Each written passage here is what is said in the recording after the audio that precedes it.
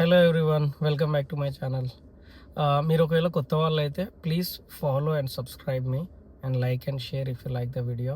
ఎందుకంటే చాలామంది చూస్తున్నారు బట్ నా ఫాలోవర్స్ సబ్స్క్రైబర్స్ పెరగట్లేదు. So please do subscribe and follow me and support me so I can do more videos. And ఈరోజు video చాలా ఇన్ఫర్మేటివ్ వీడియో. ఎందుకు అంటే నేను సైడ్లో ఊబర్ చేస్తూ ఉంటాను నా మెయిన్ జాబ్తో పాటు. సో ఊబర్ చేస్తున్నప్పుడు కొంతమంది ఇండియన్స్ ప్యాసింజర్స్గా ఎక్కినప్పుడు నా కార్లో వాళ్ళు నన్ను ఇట్లాంటి క్వశ్చన్స్ అడుగుతూ ఉంటారు. సో నేను వాటికి ఈరోజు ఆన్సర్గా ఈ వీడియో చేస్తున్నాను. సో వీళ్ళు ఏమంటారంటే, మీరు ఏ వీసా మీద ఉన్నారు, H1 మీదనా, లైక్ H1 మీద మనము ఊబర్ చేయొచ్చా అది అని అడుగుతారు.